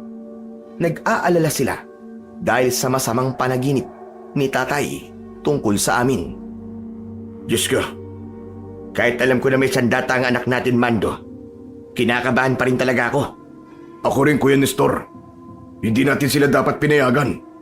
Tama ka, Mando. Bako na paano na sila? 2 araw na silang hindi bumabalik ah. Kung may mensahe ang panaginip mo, kailangan na natin kumilos. Oo, Mando. Susundan natin sila. Sana makilala sila ng kaibigan natin sa pamamagitan ng kanila sandata. Paano kung hindi makita ng kaibigan natin na magpinsan? Imposible yun. Nangako siya na magbabantay siya sa baryong yun. Isa pa, palagi siyang nakabantay sa tarangkahan ng baryo. Ewan ko, Kuya. Alam naman natin kung anong klaseng lugar ang pinuntahan nila. Kung bakit kasi pumayag pa tayo eh. Oo na. Kasalanan ko na. Paano ba naman? Tinabi sa atin ng kaibigan natin na tahimik at maayos na ang lugar na yun. Ay nako, hindi na ako makapaghintay. Sundan na natin sila sa baryong yun. Nang magkasundo ang magkapatid, ay umalis sila ng gabing yun. Sakay ng kalesa na inarkila nila sa kanilang kaibigan. Bumiyahe sila patungo sa baryo ng Santa Ines. Hahanapin nila ang bahay ng kaibigan nila. Samantala, sa aming kinaroroonan, ay naging handa na kami para harapin ang mga aswang na sagwin. Suot ang aming kwintas at hawak ang sandata, ay lumabas kami ng kuweba. Kasama si Lolo Erning, na dala ang kanyang mahiwagang gasera at tungkod. Naglakad kami papunta sa kinaroroonan ng tribo. Ngunit sa gitna ng kagubatan ay nagkita na kami ng mga nilalang. Tumigil kami sa paglalakad. Ganon din ang pangkat ni Kuya Tirso. Ilang metro lang ang distansya namin sa isa't isa. Malakas na nagsalita si Kuya Tirso. Nasaan yung aswang na sagwin ito, kasama ng kanyang magulang at mga alagad. Mabuti naman at nagpakita na rin kayong tatlo. Hindi na ako mahihirapang hanapin pa kayo. At ikaw naman, tanda. Tapos na ang pag-ahari-harian mo rito sa baryo ito. Marami na akong mga alagad. At kaya na kitang labanan ngayon. Nagkakamali ka. Nadagdagan pa ako ng mga mandirigma na papatay sa inyong lahat. Nagkamali ka sa pagdala mo sa kanila rito. At hindi magtatagal. May madadagdag pang 2. Sigurado ko ron. Dahil nakapagsagawa na ako ng orasyong pantawag sa pamamagitan ng panaginip. Yun ang kakayahan ni Lolo Erning. Gamit ang kanyang dignum bato, magagawa niyang pumasok sa panaginip ng isang tao. Wala kaming kaalam-alam ng mga sandaling yun na nasa biyahe na sina Tatay at Tio Mando para kami ay sundan dito sa baryo ng Santa Ines. Anong ibig mo sabihin, tanda? Para tigda ang 2 antingero at manunugis ng mga aswang. Kaya humanda kayong mga demonyo kayo! Nagulat ako sa sinabing yun ni Lolo Erning. Ang hinala ko kasi ay sina Tatay at Tio Mando. Sila ang kilala kong antingero at manunugis ng mga aswang na maaaring tinutukoy ng matanda. Sa kayo ang masasabi ko. Dito na talaga kayo mamamatay. Uubusin namin lahat ang lahi ninyo. Hindi ako dapat pumayag sa kasunduan. Sana pala noon pa man ay pinatay ko na kayong lahat. Yun ang malaking pagkakamaling nagawa mo, tanda. Dahil binuhay mo pa kami. Hindi pagkakamali ang ginawa ko. Dahil wala kang laban sa amin. Yun ang akala mo. Hindi ako susugod dito nang wala akong dalang armas. Ipinakita sa amin ni Kuya Tirso ang hawak niyang punyal na ginamit nitong pampugot sa ulo ni Baldo. Humislap ang talim nito at tila ba merong taglay na itim na kapangyarihan. Hindi maaari. Humanda kayong 2. Taglay niya ang punyal ng hari ng kadiliman. Kaya naman pala malakas ang loob niya na sumuway sa aming kasunduan. Natatakot na ba kayo? Pwes, simulan na natin ang laban! Sabay-sabay kaming sumugod at nagsalubungan kami sa gitna. Gamit ang aming mga sandata, nakipagsabayan kami sa mga aswang na umatake sa amin. Ang ibang mga aswang na sagwin ay dumaan sa ilalim ng lupa upang kami ay atakihin. Subalit hindi rin sila nakaligtas sa kapangyarihan ng tungkod ni Lolo Erning. 2 tuktok sa lupa ay sapat na upang mamatay ang mga aswang na nasa ilalim ng lupa. Sa bisa rin ng kanyang gasera ay nasilaw ang mga kalaban. Lahat ng mga sagwin na nasilaw sa liwanag ng gasera ay inatake naman ni Kuya Argo gamit ang kanyang liyabe. Totoo ang sinabi ni Lolo Erning. Lahat ng tamaan ng sandata ni Kuya Argo ay nadudurog ang mga buto. Agad silang bumabagsak sa lupa na para bang nakuping lata. Ang iba naman na dumaan sa ilalim ng lupa ay ginamitan din ng liyabe o nakil ni Kuya Argo. Pinagsususuntok niya ang lupa at lahat sila ay napilitang lumabas. Saka sila sasalubungin ng hampas ng tungkod ni Lolo Erning. Tuluyang kaming nakipagbakbakan sa mga aswang hanggang sa masunog ang kanilang katawan. Ako naman ay dumikit sa puno at nasaksiyan ko ang pagbabago ng kulay ng aking balat. Nakita ko ang mga sagwin sa harapan ko na nagpalinga-linga pa sa paligid. Nagulat sila nang bigla kong lumitaw sa harap nila. Kasabay ng pagsaksak ko sa kanilang mga leeg gamit ang aking balisong. Nasunog sila at agad na naging abo. Marami ang nahirapang kalabanin kami dahil kung saan-saan din kami lumilitaw kagaya nila. Isa pa, nalalaman din namin kung saan sila biglang susulpot. Mga inutil kayo! Bakit hindi niyo sila napapatay? Mga tao lang sila!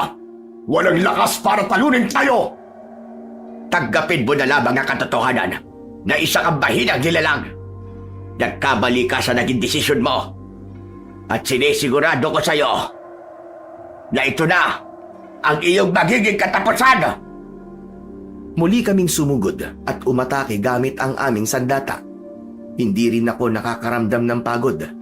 Lahat ng umatake sa akin ay agad kong sinasaksak ng balisong sa kanilang leeg. Hindi ba, Ari? Malakas nga sila. Taglay nila ang pinakamatitinding agimat. Walang hiya ka talagang matanda ka. Papatayin kita! Agad na sumugod si Kuya Tirso, papalapit sana sa kinaroroonan ni Lolo Erning, na noon ay abala pa rin sa pakikipaglaban sa mga alagad ni Kuya Tirso. Humarang ako at sinalubong ko siya ng saksak gamit ang balisong ko. Direkta itong tumama sa kanyang dibdib. Napasigaw ito ng malakas dahil sa labis na sakit. Gumanti siya sa akin ng saksak ng punyal na tumama naman sa aking braso. Aray ko! Angap din ang punyal na ginamit mo ah! Humanda ka! Papatayin kita! Patikim pa lang yan. Masyado ka kasi pakialamero. Aatake sana ako sa kanya nang maramdaman ko na kagad nagsara ang sugat ko at nakita yon ni Kuya Tirso. Hindi pwedeng mangyari to. Pati ikaw ay merong kakayahang magpahilom na sugat. Kailangan kong umatras. Hindi ka na makakaatras! Akala ko ba matapang ka? Saan ka pupunta? Bakit tatakasan mo ko? Layuan mo ko. Mga alagad ko. Patayin niyo ang lalaking ito. Ipagtanggol niyo ako. Sabay-sabay na umatake sa akin ang inutusan niyang mga alagad. Sinamantala ni Kuya Tirso ang pagkakataon at tumakas ito. Tumagal halos ng 1 oras ang pakikipaglaban namin sa mga aswang. Tila hindi sila nauubos. Talagang pinaghandaan kami ni Kuya Tirso. Hindi rin maitatanggi na malakas ang kanilang puwersa dahil sa dami ng kanyang mga alagad na umatake sa amin. Nang tuluyan naming matalo ang mga alagad nito, ay sinundan namin si Kuya Tirso. Ngunit pagdating namin sa gitna ng kakahuyan, Hinarangan kami ng mga magulang ni Kuya Tirso na sina Nanay Ising at Tatay Roberto. Sinabi ng mga ito na magdadaan daw muna kami sa ibabaw ng kanilang bangkay bago raw namin mapatay ang kanilang anak. Sige na, Argo at Raul. Kayo na ang bahala kay Tirso. Huwag ninyo siyang hahayaang makatakas. Ako na ang bahala sa mag-asawang demonyo ito. Hindi na hinintay ni Lolo Ernie na sumagot kami ni Kuya Argo. Agad siyang umatake sa mag-asawang aswang na sagwin. Hindi sila nakaporma sa galing ni Lolo Ernie. Kami namang dalawa ni Kuya Argo ay agad na humabol kay Kuya Tirso. Halos tumagal ng 20 minuto ang naging habulan namin ni Kuya Tirso bago namin siya na-corner sa gitna ng talahiban. Malawak yun at kitang-kita namin siya sa gitna. Panay ang kanyang atras at bakas sa kanyang muka ang takot at pagkalito. Saan ka pupunta? Tayo ngayon na magtutos, Tirso. Hindi ba't sinabi ko sa'yo? Napapatayin kita sa oras na makatakas ako. Hindi niyo ako mapapatay. Lalaban ako sa inyo ng sabayan. Gusto ko lang naman malaman mo. Patay na ang mga magulang mo. Kung ganun, papatayin ko rin kayo. Marami ka nang pinatay ng mga tao sa baryo namin. Kulang pa ang buhay ng mga magulang mo bilang kabayaran sa mga buhay na kinuha ninyo. Kaya ito na ang magiging katapusan mo. Kung naghahanap talaga kayo ng kamatayan, hindi ko na kayo aatasan. Pagsisisihan nyo ang ginawa ninyo sa mga magulang ko.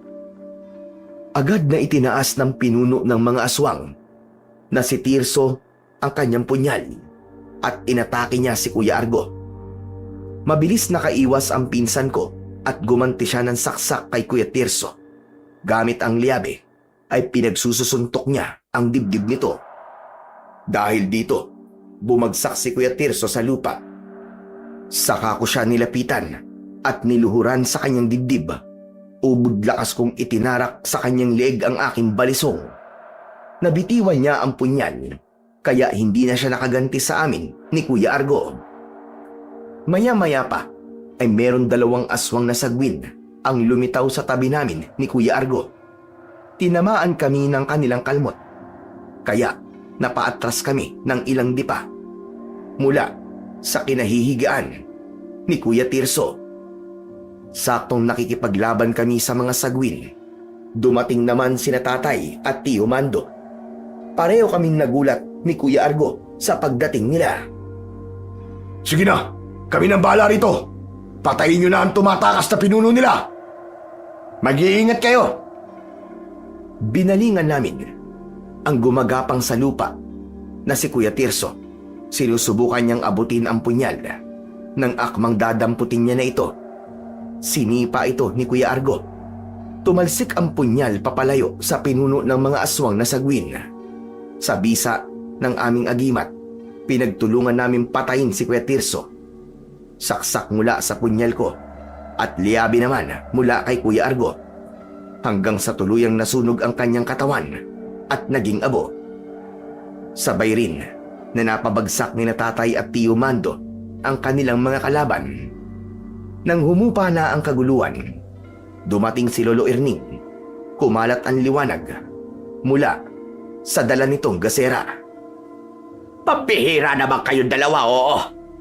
Bakit kayo lang kayo? Mahabang kwento, Tatang Erning. Magpasalamat na lang po kayo at dumating pa kami. Si Kuya po mahina ang kanyang pag-intindi. Hindi niya naalala ang kakayanin niyo. Tay, Tio Nestor, magkakilala kayo? Oo, Argo. Siya ang kaibigan naming antingero at manunugis ng mga aswang. Siya nga pala, mabuti at natuntun nyo kami rito. Hindi ba? Meron kaming medalyong atardar. Kaya naramdaman namin na merong aswang dito. Sakto naman na nakita namin ang 2 ito. Mabuti na lang talaga at nag-iinit ang medalyon namin kapag may aswang. Nalaman namin na kaya hindi naramdaman ni Tatay at Tio Mando ang presensya ni Kuya Tirso bilang aswang ay dahil sa punyal ng Hari ng Dilim na pantaboy nito sa pakiramdam ng mga antingero. Siya nga pala, Tatang Erning. Paano po ninyo nakilala sina Argo at Raul? Simula na makita ko sila doon sa may tarangkahan, hindi ko na inalis ang paningin ko sa kanilang dalawa. Paano ba naman? Kamukhang kamukha niyo ang dalawa, kaya kinutuban na ako. Mabuti na lang talaga at hindi kami nahuli ng dating. Buti tumabot pa kami. Nahuli talaga kayo ng dating, Nestor. Parang humihina na yata kapangyarihan nyo na nakakonekta sa aking agimat na digdong bato. Matagal na po kasi kaming tumigil sa pagiging manunugis ng mga aswang eh. Kaya siguro humihina na ang aming medalyon. Dahil hindi po namin nauusalan yun ng orasyon. Pero mahalaga ay nagtagumpay pa rin tayo. Natalo pa rin natin ang mga aswang. Mahusay ang mga anak ninyo. Nagawa ninyo ng maayos ang pagpapalaki sa kanila. Tinuruan nyo rin sila na matuto sa pakikipaglaban. Sana lang wag na nilang pairalin ang pagiging mayabang nila. Ayos na yun. Natuto na ang mga yan sa nangyari sa kanila. O hindi ba, Argo, Raul? Opo, Tay. Pasensya na po kayo, Tio Nestor. Tay, isa pa salamat po sa sandata pong ipinadala niyo po sa amin ni Raul. Dapat palagi kayong handa, parang Boy Scout. Lalo na kapag nasa ibang baryo kayo. Lalo na ganyan nga nangyari. Kaya nga po muntik na po talaga kami, Tay. Bueno, at natuto na kayo sa mga nangyari. Kailangan na nating umalis sa lugar na ito. Tara na, marami pa tayong pag-uusapan. Hindi talaga kami makapaniwala ni Kuya Argo na ang matandang tumulong sa amin na si Lolo Erning ay kaibigan pala ni Tatay at Tio Mando. Sa kanya rin pala nanggaling ang aming mga sandata na Balisong at Liabe. Naging dahilan din ito para makilala kami ni Lolo Erning, maging ang mga medalyong atardar na suot ni Tatay at Tio Mando ay sa kanya rin pala nanggaling. Dahil sa mga nangyari, ay natutunan namin ni Kuya Argo na hindi dapat maging mayabang at maging maangas sa kapwa. Hindi rin dapat basta magtiwala sa mga tao na merong mabuting ugaling ipinapakita. Dahil kadalasan ay meron silang itinatagong lihim na maaari nating ikapahamak. Sa kasalukuyan po, ay maayos at tahimik na po ang baryo ng Santa Ines. Paminsan-minsan ay bumibisita kami sa puntod ni Lolo Erning na matagal na pong namayapa. Ngunit naiwan niya po sa amin ang kanyang mga agimat. Kaya naman, iniingatan ko ito kagaya ng pag-iingat namin sa alaala ni Lolo Erning. Para sa amin, siya ang dakilang antingero at manunugis ng mga aswang sa baryo ng Santa Ines. Bago ko nga po pala tapusin ang aking kwento, ay nais ko lamang pong magpasalamat sa inyo, Sir Blair, sa walang sawang pag-upload ng magagandang kwento na tunay na nakakalibang at nakakagaan ng loob. Sapagkat marami kaming aral na natututunan, kagaya na lamang sa nangyari sa amin ni Kuya Argo. Hanggang dito na lamang po ang aking istorya at lubos na nagpapasalamat, Raul. Sa kwentong inyong napakinggan, pinatutunayan lamang na kung minsan hindi lahat ng mabuting kaibigan ay masasabi natin na mabuti talaga. At hindi rin naman lahat ng masamang kaibigan ay masasabi nating masama. Kadalasan kasi ang nangyayari, hindi nila ipinakikita ang totoo. Itinatago nila ang totoo nilang kulay. Kaya sa kwentong narinig nyo ay ipinakita lamang na hindi tayo dapat maniwala na basta-basta sa mga bagay na nakikita lang. Kailangan nating suriin ang pagkatao ng mga taong nakakahalubilo natin. Hindi ang mga agimat o bilang antingero at manunugis ng mga aswang ang basehan sa pagkatao ng isang nilalang, kundi kung gaano katibay ang pananampalataya niya sa Diyos at kung paano niya paiiralin ang kabutihan sa kanyang puso. Muli nating napatunayan sa kwentong ito na kailanman ay hindi mananaig ang kasamaan laban sa puwersa ng kabutihan. Palagi po nating tatandaan na hindi ang sandata o agimat ang pinakamalakas na kapangyarihan dito po sa ibabaw ng lupa, kundi ang matibay nating pananampalataya sa Panginoong may kapal. Maraming salamat po sa walang sawa niyo pong pagsuporta at pakikinig sa akin pong mga YouTube channel na The Voice Addict at mga kwento ni Apong Isaac. Huwag niyo rin pong kalimutang mag-subscribe, i-like at i-share ang aking mga kwento. Muli, maraming salamat po. Hanggang sa muli pong kwento ng kababalaghan at katatakutan. Pagpalain po sana kayong lahat ng ating dakilang Diyos na siyang pinakamakapangyarihan sa lahat.